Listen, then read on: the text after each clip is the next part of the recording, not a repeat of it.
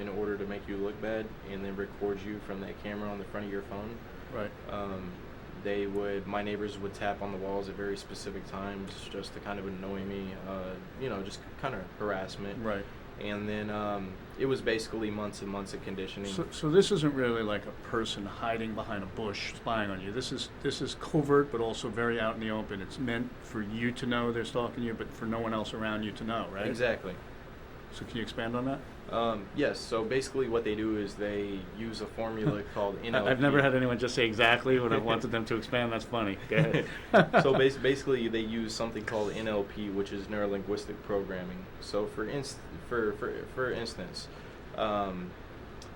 say you walk outside, right, and you go into your car and somebody walks by and they're clicking a pin and they're looking at you kind of weird. You're like, okay. You shrug it off. You go to the store, grocery store. You're buying groceries. You come out to your car, and you got a lady pushing a cart, and she's almost runs into you, and she's clicking a pin. You're like, wow, that had to have been a coincidence. Right. It's almost like Pavlov's dogs, like you're conditioned. Yeah. So now you're on your way home, right? You're stopped at a stoplight, and you got a guy holding his arm out of the car, clicking a pin. Now you've just been sensitized to that right. pen. So to the average person, they're not going to really think when they see one person clicking a pen that means anything. It'll make you look crazy. You'll say to your mother, hey, that guy's clicking a pen, but you're the only person that knows. You saw two other people that day clicking a pen at you, right? Exactly. So basically it's an everyday stimuli that they use on you. Right. It could be anywhere from, in the very beginning, they condition you to a protocol. They try to say you're guilty of something. Now, a lot of people are going to, I hate to interrupt you, but Yeah. I know we have a limited amount of time, and I want to make sure you get everything out you want to say. Yeah. A lot of people are going to say why, and a lot of people are going to say who. Those are really difficult questions, right? Yeah, those are very difficult questions. Because the different... There's different organizations that are a part of it. So it's kind of, since it is a covert operation, it's hard to pinpoint who's actually doing the targeting. It's kind of like a vicious circle because you don't know what the end game is. It's difficult to prove or pinpoint, so therefore people say it's not happening, but it is. Exactly. The perpetrators know that it's happening, and so that's why I took up activism, because if I can inform my perpetrators, they know what's going on, but they're told lies and disinformation, and whenever you present them with the correct information, they realize what they're doing is wrong. Right. It's a smear campaign. They tell lies on you, and they pay people money for their services. For an example of creating a smear campaign, like for me personally, everyone in West Hollywood and Los Angeles that have known me for 20 years, I have thousands of friends. Okay, everybody likes me. Yeah. But for some reason, I don't have one single friend in my apartment building for the last 3 years. No one will talk to me. Nor have I had one single friend living in my house in Florida for 4 years. Mm-hmm. So everyone in the world is my friend. Everyone likes me. But yet no one on my street likes me or will talk to me. And explain to them why that might be. What did they do to my neighbors to make them think this? Well, what they do is in the beginning, they start with the bugging of the target's home. So basically they want to profile the target. So they set up audio video surveillance in your home. They get somebody to conspire against you. And then they build a protocol on you. The protocol is what's going to be used to harass you. They also sensitize you to the protocol that they create for you. So it's not just like you're being followed and stalked. You got people setting you up, entrapping you, coercing you, manufacturing false evidence, and then sensitizing you to the false evidence that they manufactured, and then you get harassed about it. Right. Now, like another example of possible, sometimes they can effectively stalk you by just claiming you're stalked. For instance, you'll have a friend come over to your house and say, hey, I was just followed there. So they're getting double mileage out of that because exactly, because this will let you know that you're being followed. So they're getting a lot for their dollar. Yeah, exactly. Right. Okay. So and they'll do harassment skits. It's called directed conversation. They'll random strangers out in public. They'll walk by you or kind of linger around you, and they'll act like they're talking on their cell phones, and they'll mention stuff that only pertains to your situation. Right. And it happens on a day-to-day basis. I mean, not just once or twice a day, but 15, 20 times a day. Right. And I mean, it's nerve-wracking not being able to just walk down the street, or just to be able to carry on with your life. You know, if you get a job, they recruit people into the workplace. They try to, you know, mob you out of the workplace, and it's all based off of lies and deception. I got something I want to read.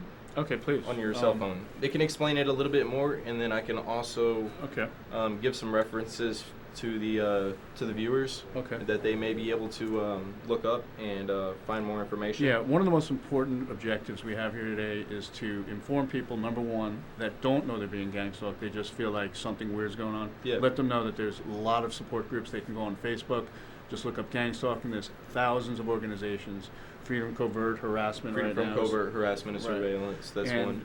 It's important for people to have information. The other, I think one of the other objectives you have for being here today is the people that are actually being retained by the stalkers to assist in the covert operations should know the kind of what they're really doing. A lot of people don't even know they're part of it, do they?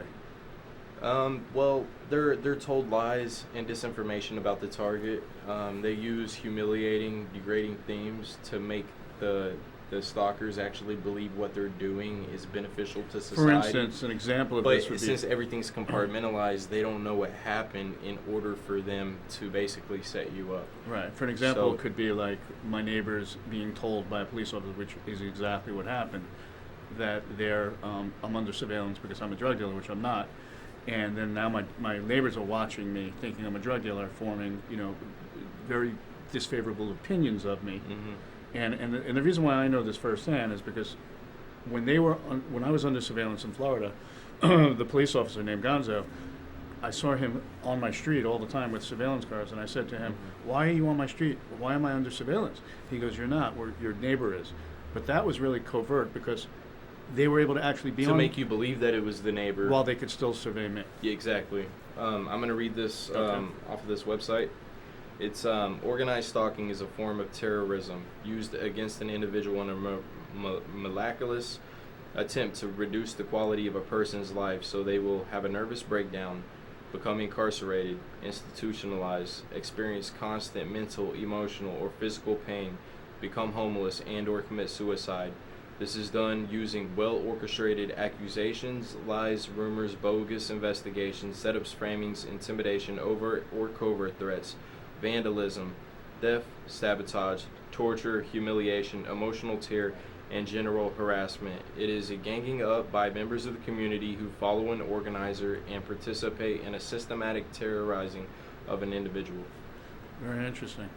Now, if people want to get help, like, is there a way to contact you in any way whatsoever? What would you like them to know? Yeah, you can actually contact me at josh.a.brown90@gmail.com, and that is josh.a.brown90@gmail.com. Okay, so we were talking earlier about your family. Like, how does your parents or your mother feel about, like, what has happened to you? What's been the metamorphosis and the whole?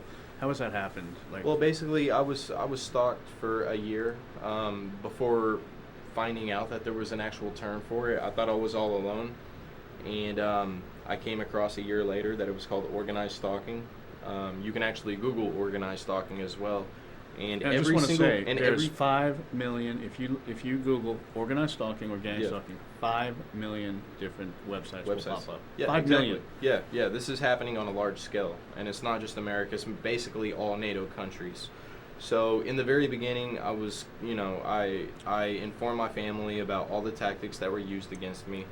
And then a year later, I find out that it's called organized stalking, and every single tactic on the websites, of organized stalking is what I was experiencing.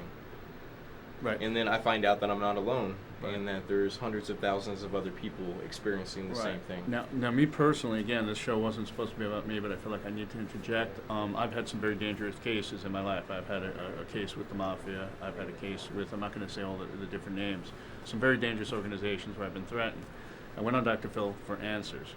I believe that I was one person in this entire country that was being individually stalked by one of the people that I have had some very serious cases about. Mm-hmm. Not until the show aired did I get, that's how we met, and every single day I get 5 to 10 phone calls from people all around the world. I mean, recently I've introduced you to someone from Morocco, who are here in LA, and just friends of mine who didn't realize they were going through the exact same thing. So it's a very serious subject. Now, there's very little time left. I do want to get out a couple things I think you want to talk about. What's the connection between the NSA and Snowden?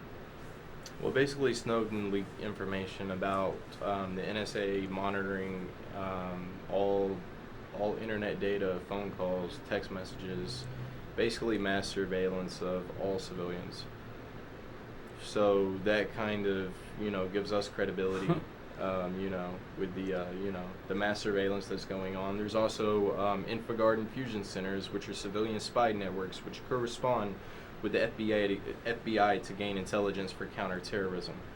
And so these are also facilities that could be used as vehicles in the stalking. So local police, except through watch groups, etc., and people are trained neighborhood in watch groups, InfoGuard, Fusion, even Department of Defense contractors. And I do want to say the person who set me up, her name is Samantha K. Ree Willis, and I will expose you. Very interesting. That's how serious this is. That it makes us not even care about these people who have caused such great danger in your life and health, right? And her grandfather retired from Lockheed Martin. I just wanted to say that. Okay. And because that's where, she was protected by these people, and she was the one who basically set me up. And right. Her grandfather retired from Lockheed Martin. Right. Now, a lot of the setups, a lot of people don't realize how the lengths they will go. A lot of this happened during sexual play, correct? Like in role play to you? Yeah, she would basically coerce me into role playing and then record me on the phone, and then they use that against me to harass me. And that's exactly what happened to me as well. It's really hard to enjoy yourself when you're being, I've been shot up into the internet and against my will, against my knowledge. You know what I mean? Exactly. Right. It's all entrapment. Right. So talk a little bit more about the NSA. You were telling me earlier about the FBI. What is the group that happened in the 60s? Can you explain about that? Yeah, there was actually a program that is identical to organized stalking. It's called COINTELPRO, declassified government documents. You can go to Google, type in COINTELPRO, and it'll pull up all the information. And you can also go to Google and you can type in organized stalking, or you can go to YouTube and type in organized stalking as well. And tell us more what COINTELPRO is. I mean, you haven't told me. COINTELPRO is an acronym for the counterintelligence program conducted by the FBI, and basically they employed the same exact tactics that organized stalking employ. Talk more about, elaborate a little bit more, because Well, I know that you don't shut well, up about this normally. So well, back in the 60s, they would target mainly people in the Black Panther Party, revolutionists, Malcolm X, Martin Luther King, political dissidents, whistleblowers, activists, different things like that. But now we're on a larger scale of what they're doing. It's much more than just political or activism. They're doing this to whistleblowers who are blowing the whistle on corporate government corruption. Okay, so let me ask you this: we have 1 minute left. Yes. Why you? Why me? And I know that's the most difficult issue. The reason I'm putting you on the spot with that is because it's obvious we don't know why, but I'm going to ask you, what is your opinion? What did you do that's causing the government or whoever it is to do this to you? My ex-girlfriend's grandfather retired from Lockheed Martin. I believe that she's trying to use me as a scapegoat, basically to ensure if she did something wrong, then it would come back on me. I want to just cut in right there and let you know that a lot of, even to me, and I'm saying this right out there, even to me, that sounds ridiculous. And it's the fact that this sounds ridiculous is how they're able to get other people not to believe that this is really taking place. So I want to thank you for being here as my guest today, man. You're amazing. Thank you for having me. And I'm really glad you're in LA with me right now, and we're going to get to the bottom of this. Of course. Okay? Of course. Okay. So, anyway, it's a pleasure having you here, brother. You too. We just have to pretend we're talking right now. Well, maybe they're hearing that right now, but this is show business, right? Yep. So, We're out. cool. Awesome. That was a pretty good show. How'd we do? You shut up a few times when you actually got the stage right there.